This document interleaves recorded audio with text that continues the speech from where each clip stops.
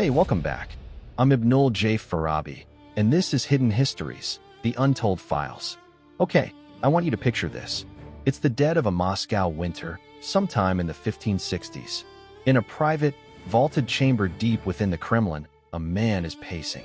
He's known to history as Ivan the Terrible, a title that doesn't quite capture the Russian word Grozny, which means more awe-inspiring or formidable, but given his later reign, terrible might also fit. He's a man of contradictions, deeply pious, yet capable of staggering cruelty, a patron of the arts and culture, yet a ruler who plunged his realm into a paranoid terror. And right now, he's staring at a collection that would make any scholar on earth weep with desire. Not gold, not jewels, but books. Piles of ancient manuscripts in Greek, Latin, and Hebrew.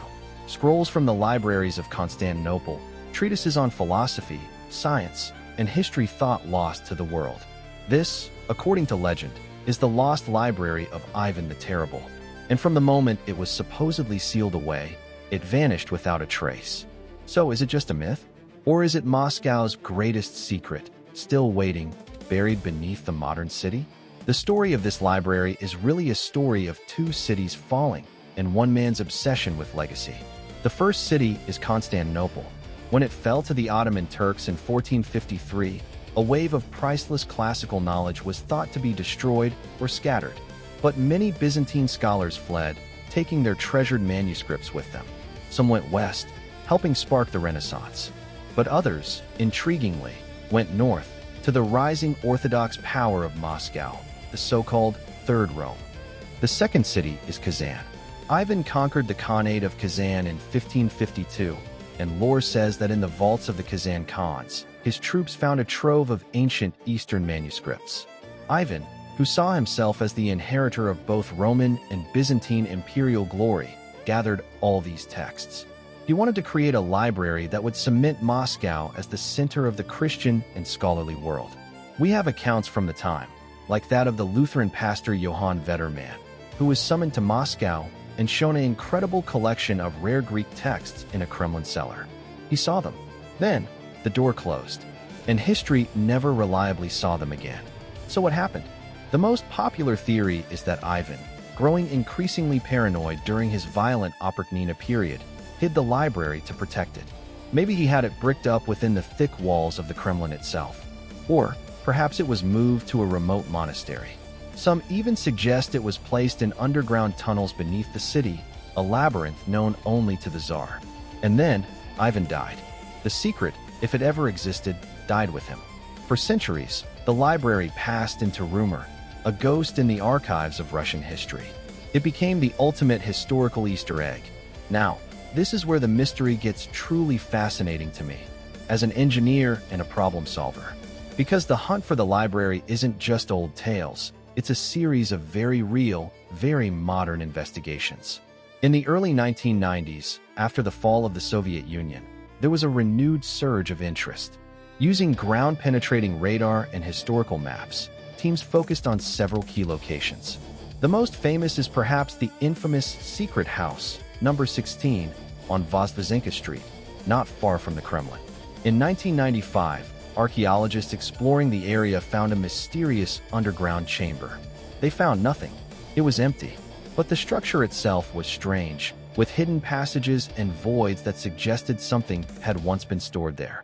Other searches have centered on the Alexander Nevsky Lavra in St. Petersburg, and even the old Kitai-Gorod Wall in Moscow. Each search yields tantalizing clues, anomalies and scans, odd architectural features, but never the smoking gun. No scrolls, no codices, just whispers in the stone. And that leads us to the biggest question. Could it even survive? This is where my practical side kicks in. We're talking about organic materials, parchment, vellum, paper, buried in a damp, cold urban environment for over 4 centuries. Without a perfectly dry, sealed, and temperature-stable environment, they would have succumbed to mold and decay long ago. So if we're dreaming of a perfectly preserved, Indiana Jones-style chamber, that's unlikely. But, and this is a big but, the Kremlin's foundations are ancient and complex. Certain limestone vaults could create a stable microclimate. There are also accounts of sealed, airtight chests filled with wax or hemp for preservation. So it's not impossible.